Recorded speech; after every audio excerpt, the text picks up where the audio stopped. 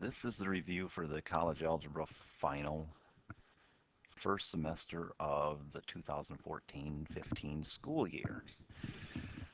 On this final, there will be 20 questions total. 4 questions from each one of the chapters we covered. And so in chapter 1, the things that we did would be simplifying expression, adding and subtracting some polynomials, factor a polynomial, add and subtract fractions, and then simplify. The second chapter, you solved a quadratic equation, you solved the square root equation, you solved an inequality with intervals, and you solve an absolute value equation. In the third chapter that we did, we found the distance between 2 points, find an equation of a line perpendicular to another line. You're going to find the center and the radius of a circle. You're going to evaluate some functions. The fourth one, you're going to divide polynomials, use Descartes' rule of signs. I'm not sure that's how you pronounce that, but that's how I pronounce it, so we'll just go with it. You'll find the roots of a polynomial, and you'll have to state the asymptotes of some rational function. In chapters 5 and 9, the things that you'll do is solve a system of equations dealing in a story problem. You'll have to solve an exponential equation. You'll have to graph and shade an inequality. And then you'll have to solve a system of equations with more than one solution. So we're going to go through an example of each one of those types of problems, and the semester final will have things that are similar to it on it. So in the first, simplifying an expression, here we have the square root of 45 x to the 6th y to the negative 3 over 20x squared y to the negative 1. So the first thing we can do is simplify what's underneath the square root, and 45 and 20 both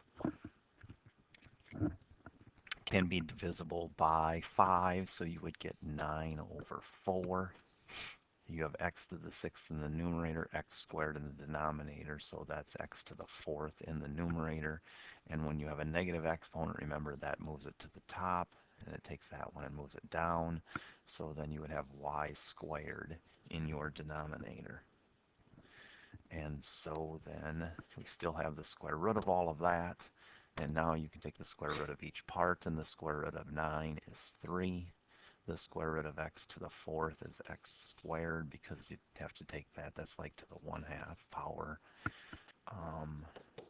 For each of these things, the square root of 4 is 2, and the square root of y squared is y. And then that's your final answer. Now, if you would have gotten something here where this would have been, say, to the 7th power, then that turns this into x to the 5th power, and then you can still take 2 out, but then you also have one more x that's left that would be underneath, and so then you would have the square root of x next to it, because you can take 2 sets of 2 out. Then you'll get an question where you're going to have to add or subtract some polynomial functions. So here's where you combine like terms. 3x squared minus 2x, a negative 2x squared is going to get you 5x squared. Negative 9x does not have a pair, so it's still a negative 9x. Positive 10 has a pair of 5, so 10 minus 5 is 5. And then that's it.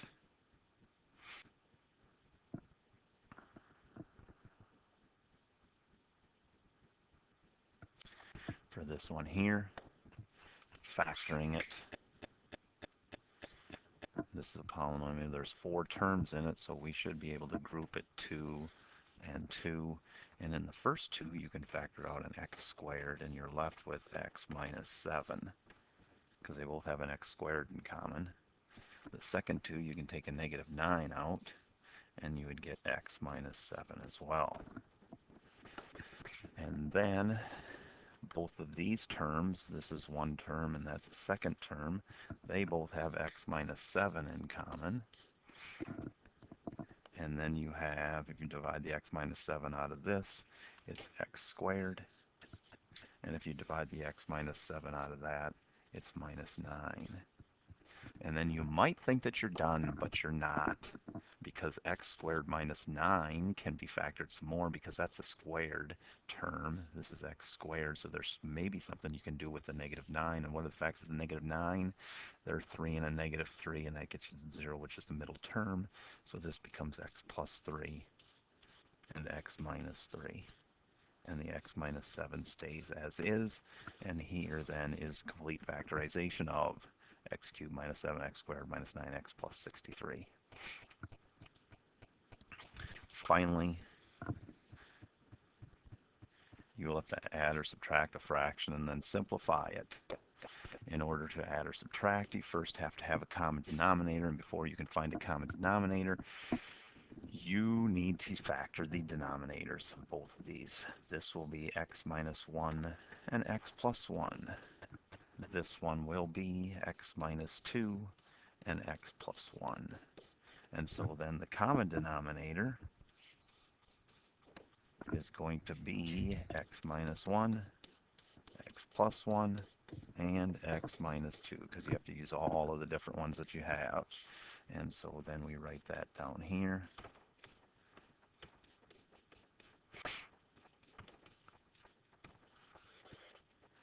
And then you have to figure out what do you need to multiply this by in order to get all of that. And then they both have x minus 1 and x plus 1.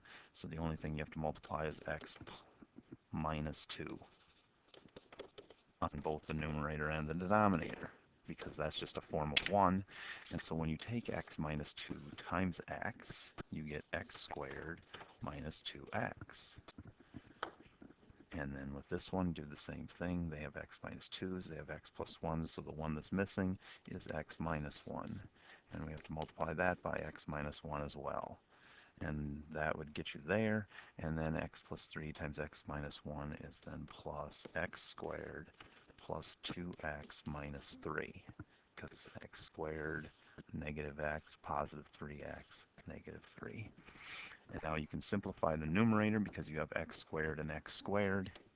And x squared plus x squared is 2x squared. Minus 2x plus 2x is nothing.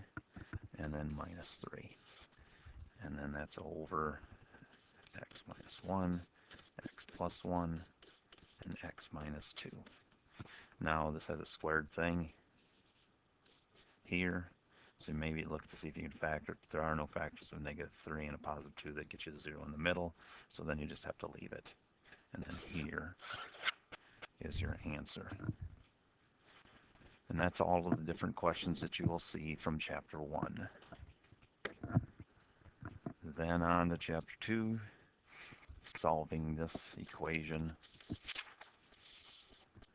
X squared plus 5x equals 2 times x minus 4. So you distribute the 2 first. So you're going to get 2x minus 8 equals x squared plus 5x. And now because you have both a squared term and a linear term, you got to move everything to one side by subtracting 2x and adding 8. So you get x squared plus 3x minus 8 equals 0. And then you see if you can factor this, which you can't, so then you have to turn to the formula. And x will equal a negative 3 plus and minus the square root of 3 squared minus 4 times 1 times negative 8 all over 2 times 1. And 3 squared is 9, and 4 times 1 times 8 is 32, and it's a 2 negative, so it's a plus 32. And that's going to be then an x equals a negative 3 plus and minus the square root of 41.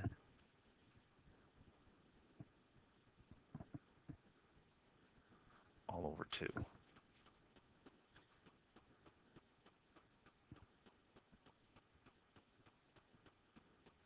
Oh, did I just mess that up?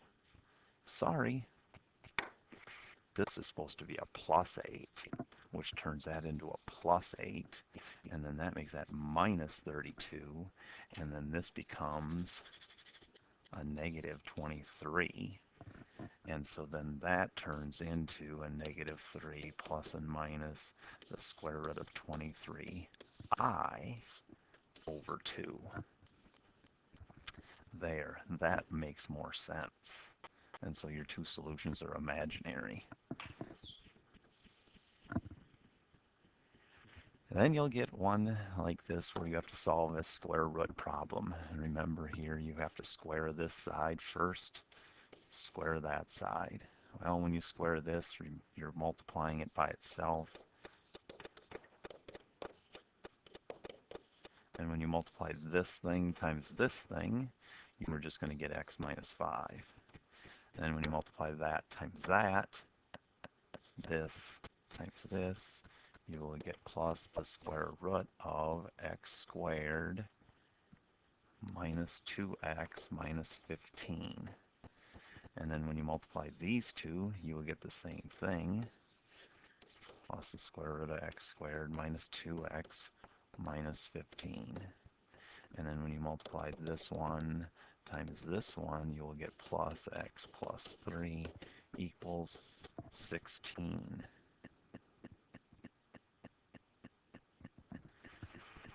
From there then, you can combine these two terms together, and you can combine all that with all of that, so you can get 2 times the square root of x squared minus 2x minus 15 plus 2x minus 2 equals 16. Now again, we have to isolate the square root part of it. So we're going to have to subtract 2x and add 2. And then you're going to get 2 times the square root of x squared minus 2x minus 15 equals negative 2x plus 18.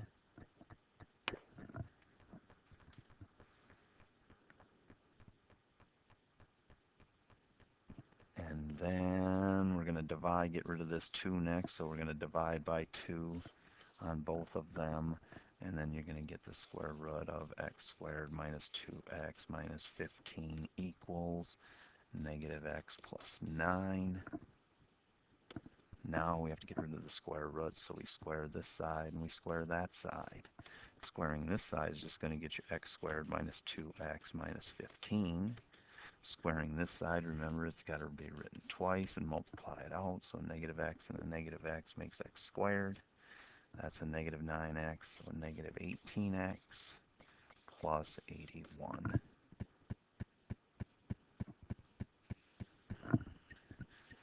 Then we can move this. If we subtract x squared and subtract x squared, those go away, 0 and 0. Add 18x, add 18x, plus 15, plus 15. And then you're going to get 16x equals 96. Divide by 16, and x is equal to 6. And then remember, you should check to make sure that this answer works in the initial problem. Oh, I went too far. If you put a 6 here, yes, you can take the square root of 1, and if you put a 6 there, you can take the square root of 9, so it works. The third question from chapter 2 involves dividing or solving an inequality. And here you have this in the middle, and so we got to solve for x. So the first thing we have to do is multiply this by 3. So we multiply that by 3 and multiply that by 3 to get a negative 6 is less than 4x plus 1, which is less than or equal to 0 still. Then we would subtract 1, and you'd get a negative 7 is less than 4x is less than or equal to a negative 1. Then last thing, you'd divide by 4. And you're going to get a negative 7 fourths is less than x is less than or equal to a negative 1/4. And then you're done. And remember, if you ever do divide by a negative in an inequality, then you have to switch it. In this case, that's not happening. And finally, the last one is solving an absolute value equation. So the first thing you have to get rid of are the absolute value symbols. So to get rid of them, one equation stays the same. It's less than 1. The other one this part turns to the opposite, so it's greater than a negative 1. And then it's just a matter of solving, so multiply this by 3, and you will get 2x plus 5 is less than 3, and 2x plus 5 is greater than a negative 3. Then subtract 5, and then this becomes 2x equals negative 2, and this one is 2x equals negative 8, greater than, and this is less than.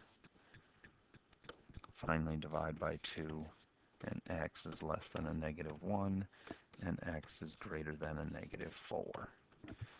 Then if you were to put this on a number line, here's a negative 4. It's open circle there, and it's joined in between. So those are all of the things from chapter 2. In chapter 3, first thing you're going to have to do is figure out what y is if the distance is 8. And remember, the distance formula is the square root of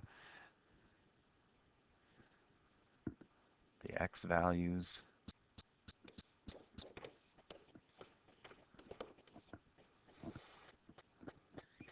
and then the y values, and that equals 8. And then simplifying this, 4 minus 2 squared is 2, and 2 squared is 4. And we're going to square this at the same time, so that's going to now be 64. And then we're going to get 4 plus, and if you square this thing, you're going to get y squared minus 12y plus 36.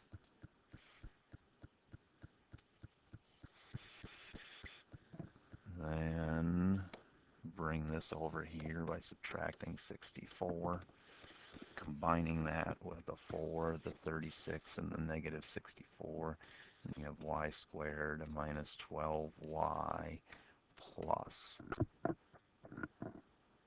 24 equals 0. And it's minus 24, not plus 24.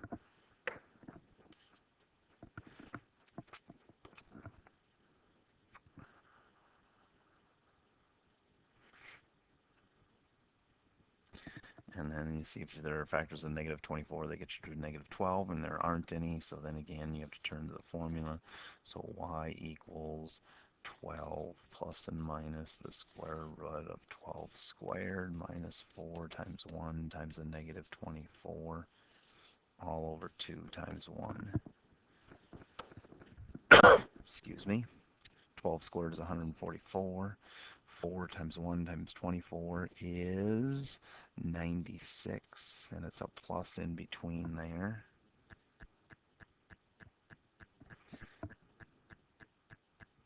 And 96 and 144 is going to be 240. And the square root of 240, you can simplify that to 24 and 10. That's 2 and 5. That's 2 and 12, and 2 and 6, and 2 and 3. And so then you can make this become y equals 12 plus and minus, and there's 1 pair of 2's, 2 pair of 2's, so that's 4 times the square root of 15 all over 2. And now since that then can change, because this is 2, 4, and 12, and those all can be divided by 2, so you get 6 plus and minus 2 square root of 15.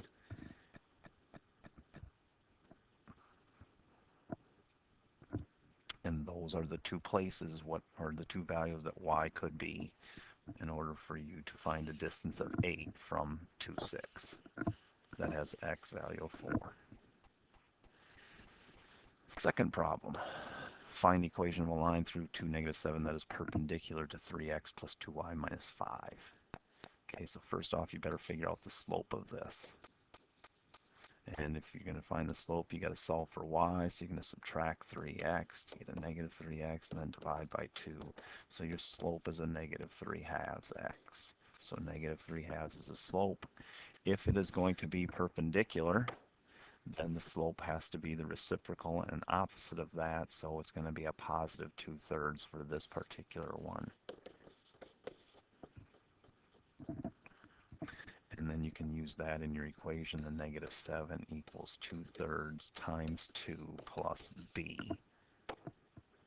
And 2/3 times 2 is 4/3 plus b equals negative 7. And when you subtract 4/3, you are going to get b equals a negative 8 1/3. And so then your equation becomes y equals 2/3 x minus 8 1/3.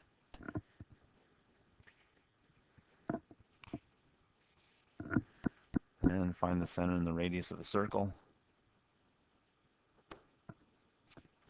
So in order to do that, you got to group the x values first.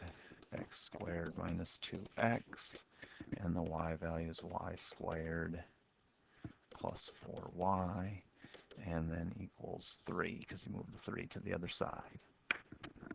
Then you have to try to complete the square of each part for this.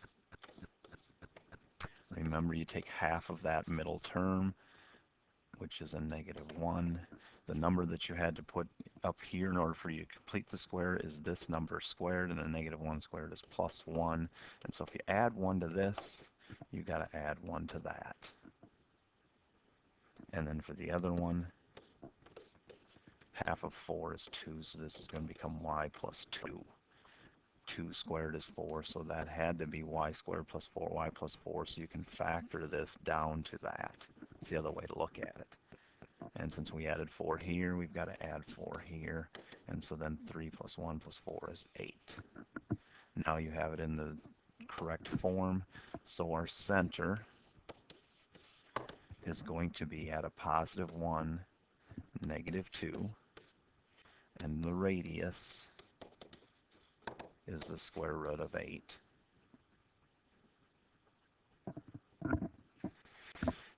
Okay, and then evaluating some functions. The first one says g composition f of x. So we have to take the f function and substitute it into the g function. So 3x plus 1 gets substituted in there. So 3 times 3x plus 1 squared. Simplifying this, 3 times 9x squared plus 6x plus 1, because remember you're writing it twice, and now multiplying it out, and then you can distribute the 3 to get 27x squared plus 18x plus 3. And that's evaluating that here. You don't get an answer, a number for it. This one you just get another expression. This other one here, f divided by g of 3. So first off, what is f of 3? Well, f of 3 is 3 times 3 plus 1, which is 10. Then you have to find out what g of 3 is. And g of 3 is 3 times 3 squared, which is 27. And then if we're dividing f by g, you have to take 10 and divide it by 27. And you can't simplify that any, so you can leave it as a fraction as 10/27. Moving on to chapter 4, the material there, dividing this. Because you're dividing by a binomial that's a linear factor, coefficient there is 1, we can use synthetic division, put a negative 2 here. And then on the inside you would put 1, 3, negative 2, negative 7. And then go through the process, add down, multiply, add down, multiply, add down, multiply, and there's your remainder. And so then the quotient is going to be x squared plus x minus 4 with a remainder of 1.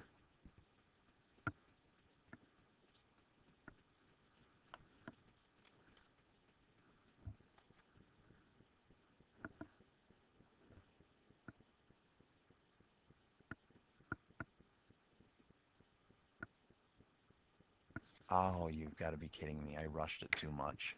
Let's back up. I didn't look at what the original problem was. I'm sorry. Can't get that time back now, can you? Still put a negative 2 on the outside, but on the inside, because there's missing the x cubed term, dummy, 1, 0, 3, negative 2, negative 7. That looks much better. Now let's go through the process. 1, negative 2, negative 2, 4, 7, negative 14, negative 16, 32, and 25. And so now our solution becomes x squared, no, x to the third, because it's 1 less than what you started with, minus 2x squared plus 7x minus 16, remainder 25. Second question is list how many roots there are, positive, negative, and complex. So first off, the positive roots. Remember, you have to look at the sign change. No sign change from here to there, but there is from there to there, so that's 1. There isn't a sign change, there's not a sign change, so there is only one positive sign change. So there's only one possibility of one positive root. For negative roots, you have to substitute a negative x in.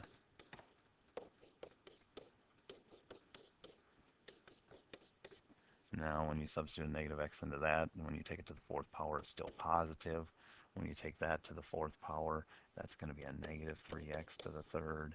This is still going to be a negative 5x squared. That's going to become a plus 2x because it's a negative and a negative, and then minus 7. So now we have a sign change there as 1. We have a sign change there as 2. We have a sign change there as 3. So there are 3 or 1 negative roots.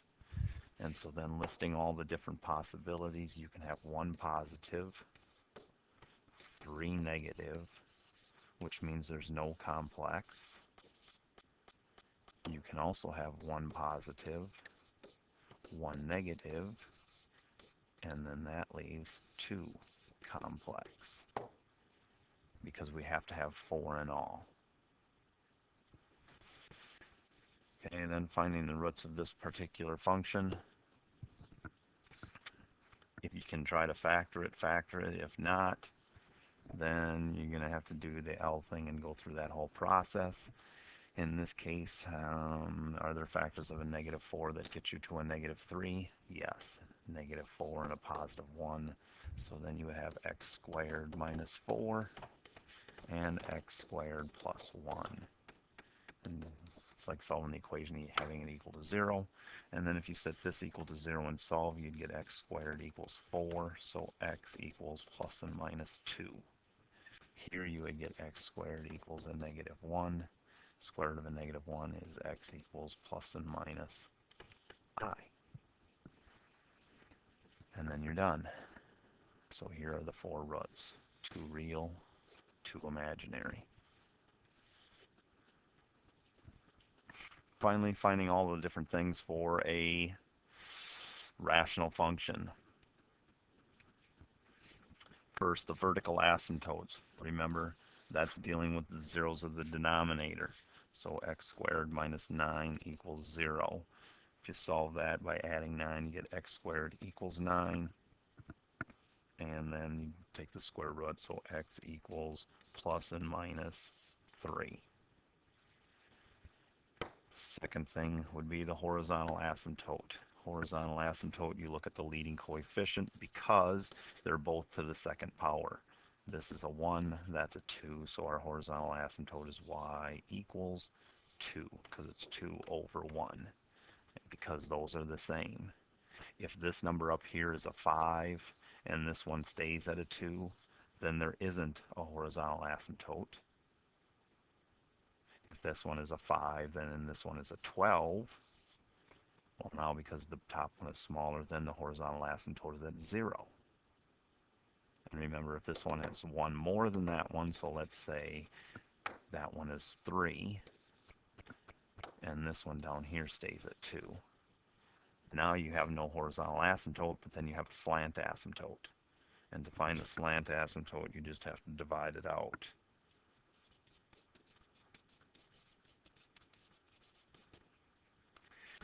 Okay, then to find the roots, you have to take the denominator, 2x squared plus 3x minus 5, set it equal to 0, and solve it. And let's see, are there factors that can get you there? I do believe so. This is 1 and 2, and this would be a positive 5 and a negative 1. Because 1 times 5 and 2 times a negative 1, that's 5 and negative 2, and that adds up to 3. So then your factors become x and 2x, and then minus 1 here, and plus 5 there. And so then our roots are x equals 1 and negative 5 halves.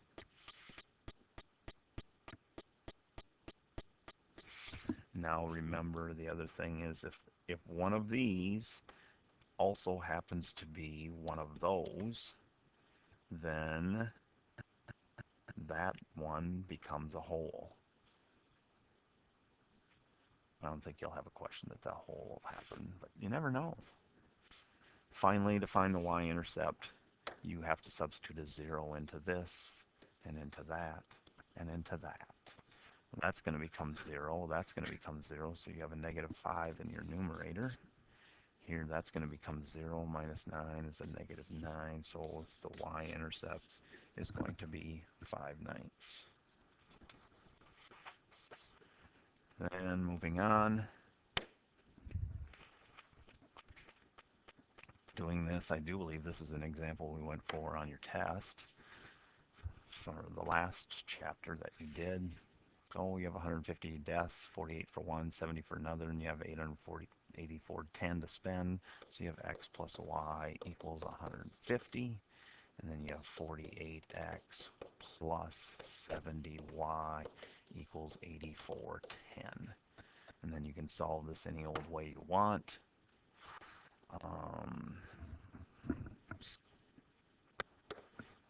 So I'm going to solve by elimination. So I'm going to multiply this by a negative 48 to get a negative 48x minus 48y equals negative 7,200. Add these together, and 70 minus 48 is 22y, and then that's 1210.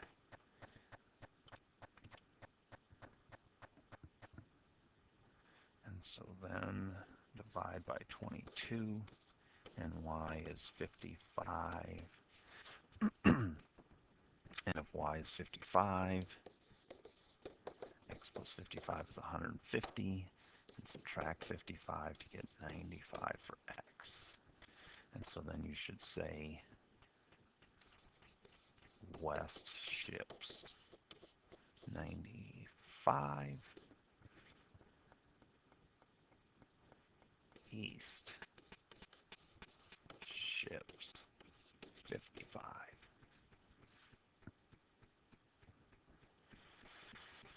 All right, then this one you're going to solve for x. So the first thing you do is divide by 3, and then you get e to the 2x plus 1 equals 5/3. Now, I'm not sure we talked about this too much in this class, but hopefully this isn't really that big of a deal. To get rid of e, you have to take the natural log of it, which is ln. This is a button on your calculator. And so then you have 2x plus 1, because ln and e are inverses of each other, so they just go away. So 2x plus 1 equals, and whatever ln of 5/3 is. So then you push the ln button and say 5/3, and you get like 0.5108 and stuff. And then from there you would subtract 1, and now you get a negative 0.48917 and stuff equals 2x, and then divide by 2, and you should get x is approximately equal to a negative 0.2446.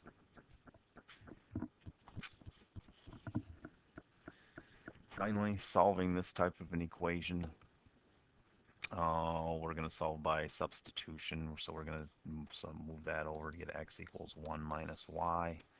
So now this can go in here, and so then you have 1 minus y minus 1 squared plus y plus 2 squared equals 10. And then simplifying this, 1 minus 1 is 0. The opposite of y squared is y squared plus, and then squaring this gets you y squared plus 4y plus 4 equals 10. Get everything to one side, and you have 2y squared plus 4y minus 6 equals 0. Now you can divide everything by 2 to get y squared plus 2y minus 3 equals 0.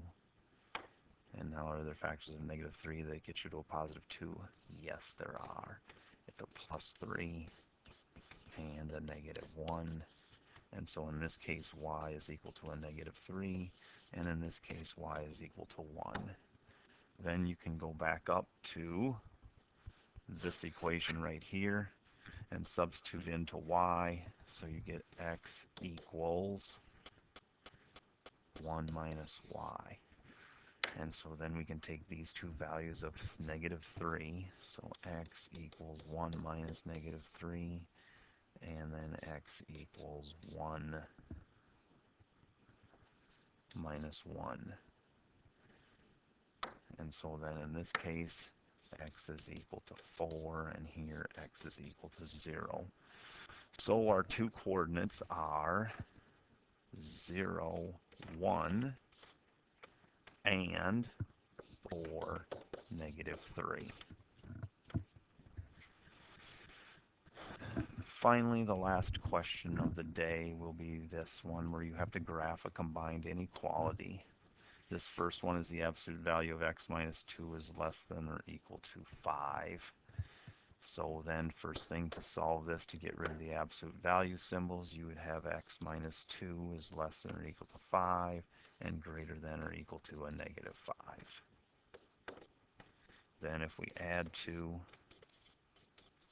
to all of these, you're going to get x is less than or equal to 3, greater than or equal to a negative 3. No, that's not 3. This is 7. Okay, so now x is less than or equal to 7, so 2, 4, 6. Here's 7. Less than or equal to is a solid line. Greater than a negative 3. 1, 2, 3. And that's going to be a solid line. And we're going to shade that way on this one and that way on that one. Second one. This is a circle. The center of the circle is at a negative 2, 0. Right there. Less than 4, so the radius is 2 because it's the square root of that. So 1, 2 that way, 1, 2 that way. 2 up, 2 down, circle. I know it doesn't look like a circle in this graph because that's the way it's distorted on the screen. So now, and it's less than, so then this should be a dashed circle.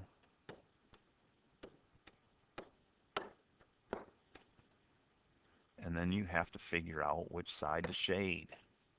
So if we pick a point that's not part of the circle, so we can't use 0, 0 because it goes through 0, 0. So let's use the value 2, 2 to see if it's true or not.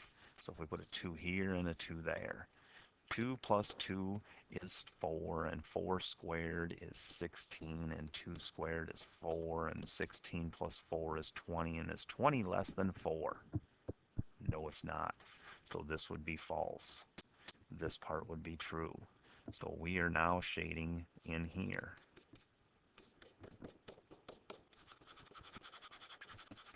And not any of that anymore. And we got to stop at this line. And then lastly, it's x plus 2y is less than 8. So if we're going to solve for y here, we subtract x to get 2y is less than a negative x plus 8. Divide by 2. And y is going to be less than a negative 1/2 x plus 4. And so then if we go up 4, and then our slope is down 1 and over 2, and then we have a dashed line again because we're less than. And then you got to figure out which side to shade, and if you put 0, 0 into it, go back to the original, is 0 less than 8? Yes, it is. So we're shading below that line, which because this line is nowhere near this thing, we're still shading this area here. And then that's it. Now, had that line been down in here somewhere like that, well, then you still, depending on where it was at, you may have to erase part of that. But it's not, it's up here. So this line actually really doesn't impact our shading at all. And that's what your test will look like. After you're done with the test, turn it in, and then you're done with the course. Those of you that signed up for college credit, once I submit the grades to Southwest State University, you will have an official transcript from a college. And then when you apply, you should tell them you've already got yourself 3 math credits. Most places, like I said, will early in the year, will take this as a math credit. And then some of you may not even have to take a math class again. Good luck on the final.